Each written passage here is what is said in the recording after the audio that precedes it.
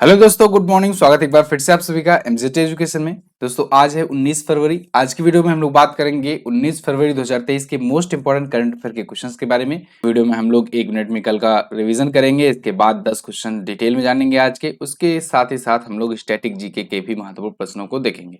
उसके बाद लास्ट वाला सेगमेंट होगा हमारा आज का सवाल। चलिए तो शुरू करते हैं रिवीजन से। सबसे पहले कल हम लोगों ने पढ़ा था दोस्तों कि एयर ट्रैकिंग इंडेक्स में मुंबई दुनिया का दूसरा प्रदूषित शहर बनकर के उभरा है। लाहौर जो है वो सबसे प्रदूषित शहर है दुनिया का। आईक्यू एयर ने ये रिपोर्ट जारी की थी। भारत के स्वदेशी ब्लैक बॉक्स को बनाया HAL ने और इसको DGCA की मंजूरी भी मिल गई है। यूनेस्को शांति पुरस्कार से एंजेला मार्केल को सम्मानित किया गया। ये जर्मनी की पूर्व चांसलर थी। और अभी सुभाष चंद्रन जो कि फेमस लेखक हैं, इनको अकबर कक्कटिल पुरस्कार से सम्मानित किया गया केरल में। गृह मंत्री अमित शाह जी ने अभी हरियाणा की पुलिस को राष्ट्रपति का रंग या कहें प्रेसिडेंशियल कलर्स भेंट किया। इसके अलावा जीन एरिक जो हैं, इन्होंने फार्मूला ई प्रिक्स 2023 जीत लिया है। ये भारत में हुआ था, हैदराबाद में, और ये पहला रेस था। ठीक है, भारत में हैदराबाद में।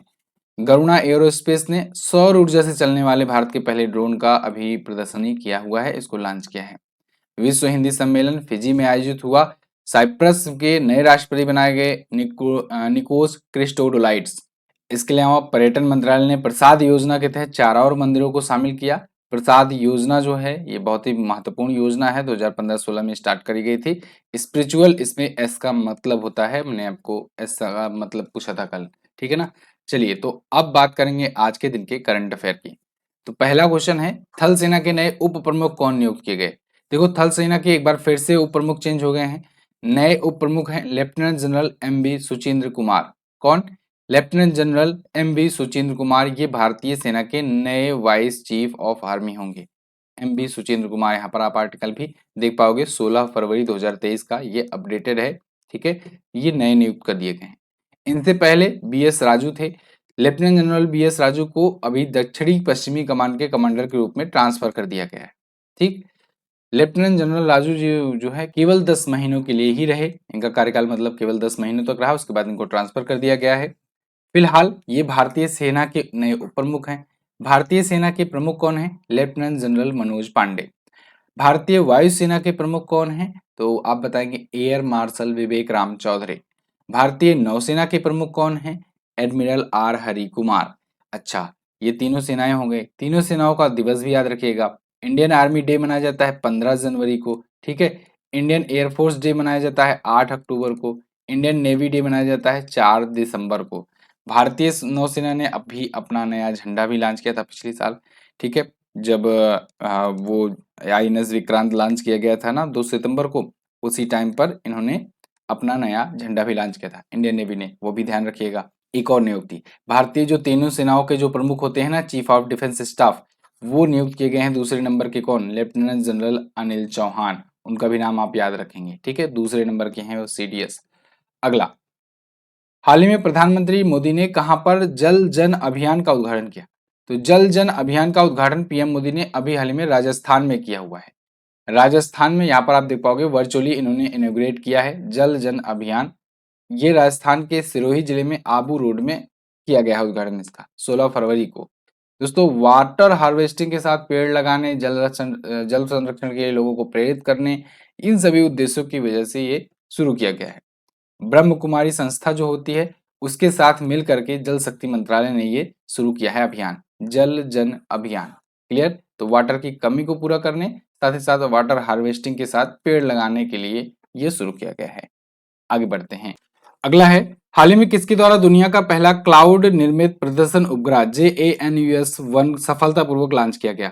तो अभी JANUS-1 सफलतापूर्वक लॉन्च किया गया है दोस्तों इसरो के द्वारा। ये दुनिया का पहला क्लाउड बेस्ड ये प्रदर्शन उपग्रह था, सैटेलाइट था JANUS-1। तो इसे अभी हाल ही में लॉन्च किया गया। यहाँ पर आप देख पाओगे successfully flight small satellite launch vehicle SSLV का, कहाँ से? सतीश धवन स्पेस सेंटर श्रीहरिकोटा से। ठीक है, तो SSLV D2 व्हीकल से लॉन्च किया गया। ये रॉकेट का नाम है और इसके बारे में अभी मैंने उस दिन बताया था आपको बहुत सारी चीजें। ठीक है, कि SSLV PSLV GSLV वगैरह क्या होता है। तो SSLV D2 मैंने बताया था ना कि अगर ये जब बन जाएगा ना तो कॉमर्शियल उपग्रह बहुत तेजी से लॉन्च किए जाने लगेंगे। और उसी की तर्ज पर एक ये भी है कॉमर्शियल उपग्रह ही, ठीक है। ये भी एक समझ लो कि कॉमर्शियल सैटेलाइट है। अंटारिस नाम की कंपनी है एक, उसने बनाया हुआ है। तो अंटारिस ने ये बनाया है जीनस वन नाम का दुनिया का पहला क्लाउड से बनाया हुआ प्रदर्शन उपग्रह, ठीक है। क्लाउड बेस्ड ये उपग्रह है, सैटेलाइट है। इसके जरिए इंटरनेट ऑफ थिंग्स कम्युनिकेशन, इसके अलावा जो भी लेजर कम्युनिकेशन से रिलेटेड जो प्रैक्टिकल चीजें होंगी, रेडियो कम्युनिकेशन, मशीन लर्निंग, ये सब काम के लिए इसे लॉन्च किया गया है SSLV D2 रॉकेट के द्वारा। SSLV बोले तो स्मॉल सैटेलाइट लॉन्च व्हीकल, ठीक है। तो इसका ये D2 रॉकेट जो है ये ध्यान रखिएगा लॉन्च किया गया है इसरो के द्वारा, ठीक। आगे बढ़ते हैं। मॉर्गन स्टैनली के अनुसार वित्तीय वर्ष 2024 में भारत की जीडीपी कितने प्रतिशत रहने की संभावना है। मॉर्गन स्टैनली ने अभी हाल ही में अपनी एक रिपोर्ट जारी की है जिसमें इन्होंने अनुमान लगाया है भारत की जीडीपी ग्रोथ रेट का 2024 के फाइनेंशियल ईयर में। इन्होंने बताया है भारत की जीडीपी ग्रोथ रहने वाली है 6.2%। यहाँ पर आप आर्टिकल देख लीजिए, India GDP likely to grow at 6.2% in financial year 2024 says Morgan Stanley.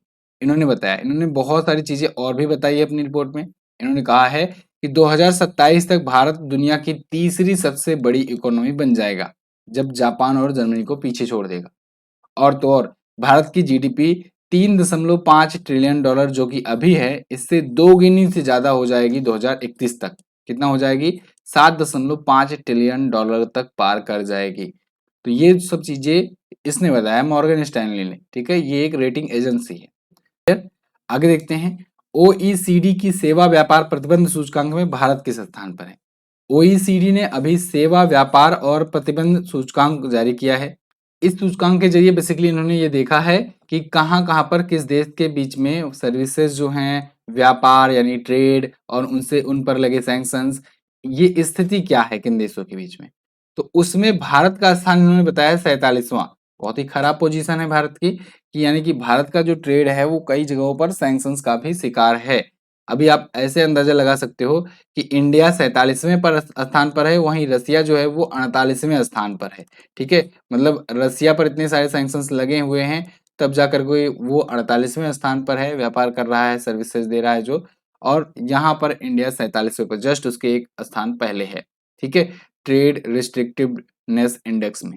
अब इसको ओईसीडी ने लॉन्च किया है, यानी कि Organisation for Economic Cooperation and Development के द्वारा, भारत आर्थिक सहयोग और विकास संगठन के द्वारा।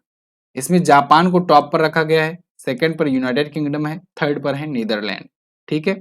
तो ओईसीडी की रैंक में भारत किस स्थान पर? 47वें पर। आगे बढ़ते हैं। अब इंपॉर्टेंट जीके का अपना सेगमेंट देख लेते हैं, स्टैटिक जीके का। रोजाना हम लोग 10-10 क्वेश्चन तैयार करते आ रहे हैं, 120 क्वेश्चन तैयार कर लिया है हम लोगों ने, और अब बारी है 121 से 130 की। अतुल्य भारत के ब्रांड एम्बेसडर कौन है? तो प्रधानमंत्री नरेंद्र मोदी जी हैं। सीके नायडू ट्रॉफी का खेल किस खेल से संबंध है? क्रिकेट से संबंध है। घाघरा नदी किन राज्यों की प्रमुख नदियां हैं? उत्तर प्रदेश और बिहार की। जापान का राष्ट्रीय खेल जूडो होता है, ठीक है। भारत का राष्ट्रीय खेल हॉकी, पाकिस्तान का भी हॉकी, ठीक है। टेबल टेनिस किसका? चाइना का। बैडमिंटन किसका? इंडोनेशिया का। अमेरिका का बेसबॉल, ठीक है। ये सारी चीजें याद रखिएगा। इंग्लैंड का, ऑस्ट्रेलिया का, न्यूजीलैंड का, इन सबका क्रिकेट होता है, ठीक है। इंग्लिश चैनल पार करने वाली प्रथम महिला आरती साहा बनी थी। कुने फॉल्स, कुने फॉल्स कहाँ पर है? ये महाराष्ट्र में है, इंपॉर्टेंट है, पूछा जाता है। महात्मा गांधी कांग्रेस के राष्ट्रीय अध्यक्ष 1924 में बने थे, बेलगावी अधिवेशन में। कब?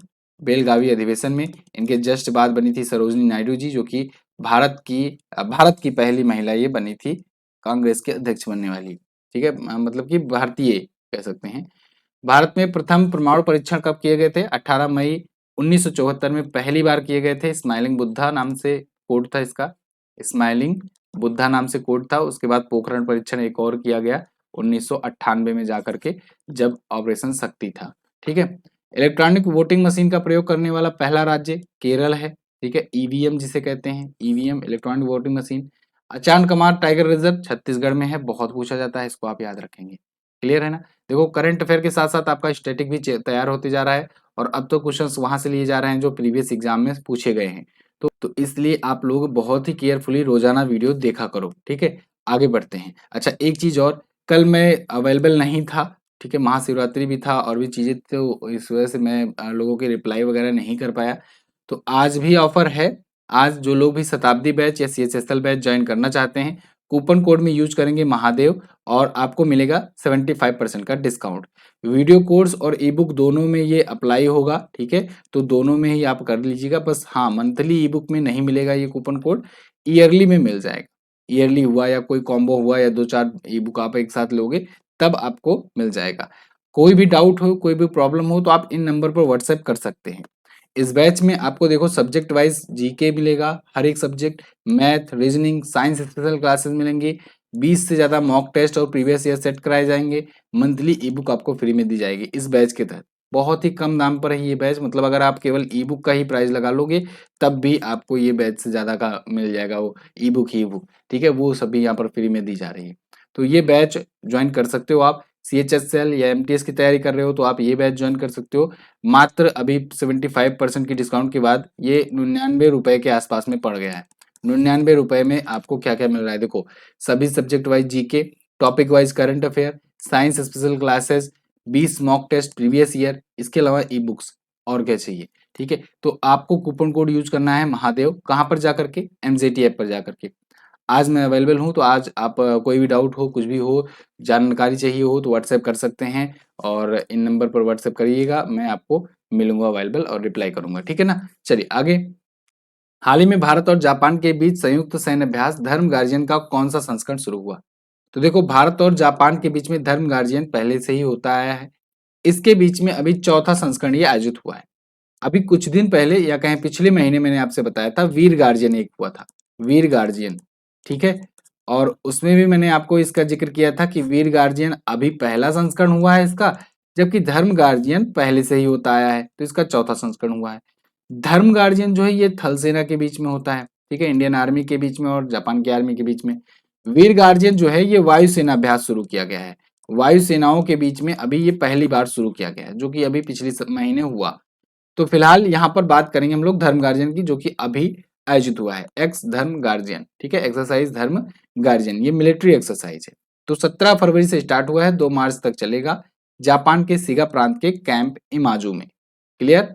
चलिए, भारत और जापान के बीच में एक और होता है जिमेक्स, जिमेक्स। अब देखो, भारतीय थल सेना और भारतीय वायुसेना के बीच में हम लोग जान लिए, मतलब मिलिट्री और एयरफोर्स के बीच में हो गया अभ्यास। ये जो होता है ये नौसेना के बीच में होता है, नौसेना के बीच में, नेवी के बीच में, ठीक है ना। Japan India maritime exercise, maritime बोले तो समुद्री, तो जापान भारत समुद्री एक्सरसाइज होता है ये, Japan India maritime exercise. Clear है ना। चलो, ये तीनों याद रखेंगे आप। आगे, हाल ही में किस वर्ष के लिए 102 कलाकारों को उस्ताद बिस्मिल्लाह खान युवा पुरस्कार से सम्मानित किया गया? तो अभी 2019, 2020 और 2021 तीनों वर्षों के लिए एक साथ 102 कलाकारों को उस्ताद बिस्मिल्लाह खान युवा पुरस्कार से सम्मानित किया गया है। उपरोक्त सभी यहाँ पर आप लगा देंगे ऑप्शन, यहाँ पर आप देख पाओगे, ये पूरा आर्टिकल है, PIB दिल्ली के द्वारा जारी किया गया है। 102 आर्टिस्ट को दिया गया है, ठीक है, 2019, 20 और 2021 के लिए। किसने दिया है? जी किशन रेड्डी जी ने। जी किशन रेड्डी कौन है? ये केंद्रीय संस्कृति, पर्यटन और उत्तर पूर्वी क्षेत्र विकास के मंत्री हैं। ध्यान रखिएगा, उस्ताद बिस्मिल्लाह खान युवा पुरस्कार जो होता है ये 40 वर्ष से कम उम्र के जो साहित्यकार होते हैं ना उनको दिया जाता है, ठीक है। तो इसकी शुरुआत 2006 में ही कर दी गई थी, उसके बाद से दिया जाता है। 25,000 रुपए का कैश प्राइज दिया जाता है, एक पट्टिका और एक अंगवस्त्रम दिया जाता है।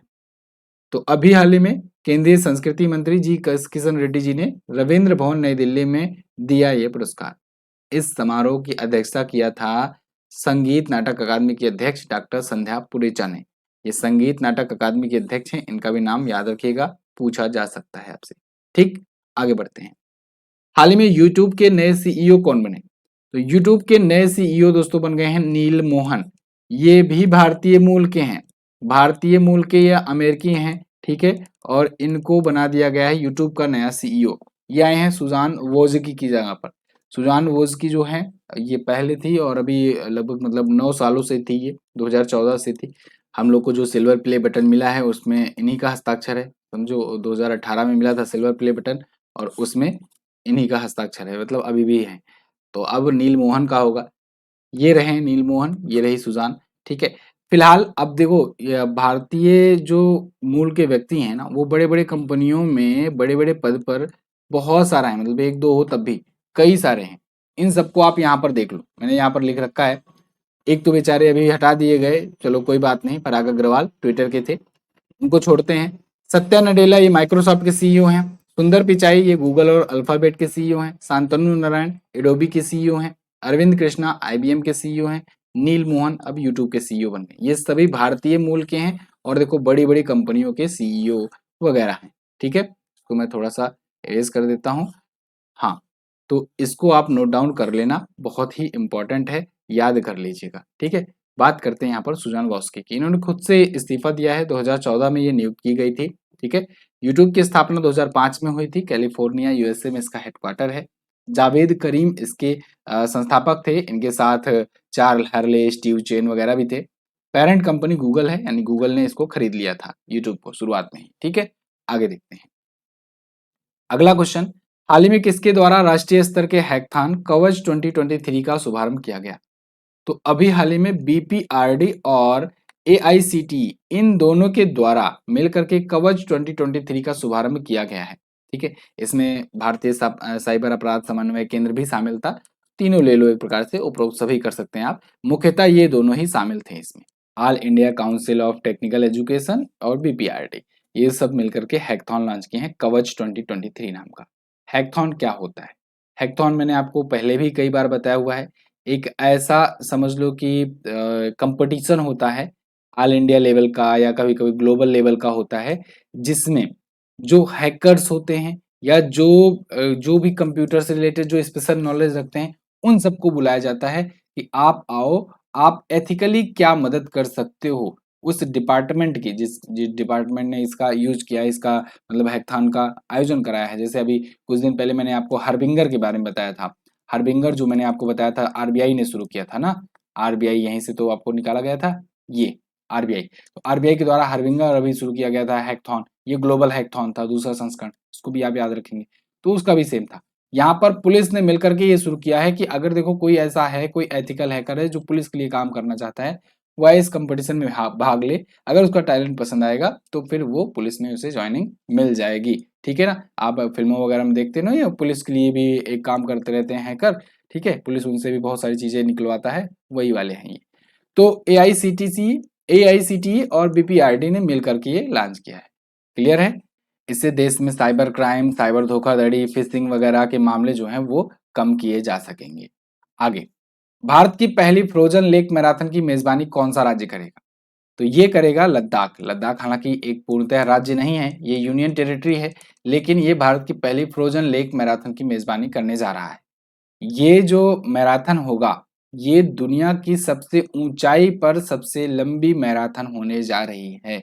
अगर ये सक्सेसफुल हो जाती है तो बन जाएगा एक नया Guinness book of world record, और ये रिकॉर्ड बनाने के लिए ही आयोजित किया जा रहा है अभी हाल ही में।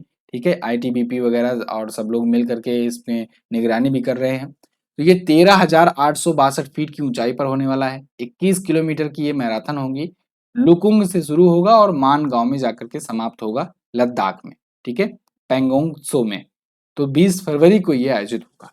अगर ये सक्सेसफुल हो जाता है तो Guinness book of world record बन जाएगा। क्लियर? तो फ्रोजन लेक मैराथन याद रखेंगे आप, इंपॉर्टेंट है।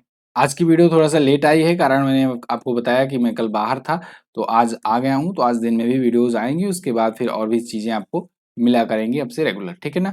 चलो, तो फिलहाल लास्ट डे के क्वेश्चंस की बात कर लेते हैं। कल मैंने आपसे पूछा था कि डब्ल्यूपीआई का नाम क्या है पूरा, तो होलसेल प्राइस इंडेक्स होता है। विश्व बैंक की स्थापना 1944-45 में की गई थी। तो 44 भी अगर आपको दिखे तो आप लोग कंफ्यूज मत होइएगा। 44 में स्थापना जुलाई में की गई थी, उसके बाद पूरी तरीके से संचालन इसका 1945 से ही शुरू हुआ। ठीक है ना? चलो, आज आपको क्या बताना है? आज आप बता दो ब्लैक बॉक्स कौन से रंग का होता है। जो वायुयान से संबंधित होता नहीं, ब्लैक बॉक्स किस कलर का होता है? जो लोग कल की वीडियो देखे होंगे जरूर बताएंगे। प्रसाद योजना का संबंध निम्न में से किससे है, ये भी बता दीजिएगा। ठीक है, चलिए बहुत बहुत धन्यवाद यहाँ तक वीडियो देखने के लिए। इसकी क्विज पीडीएफ यहाँ पर मिल जाएगी, और अगर आपको कोई भी वीडियो कोर्स वगैरह चाहिए तो आप उसको जाकर के परचेज कर सकते हो। आज के लिए कूपन कोड आपको यूज करना है महादेव, MAHADEV। ठीक है ना? और आपको मिल जाएगा ये डिस्काउंट, इसको आप एक्सेस कर सकते हो, अभी इसका फायदा उठा सकते हो। बहुत बहुत धन्यवाद यहाँ तक वीडियो देखने के लिए। मिलेंगे अगली वीडियो में, तब तक के लिए नमस्कार, जय हिंद, वंदे मातरम।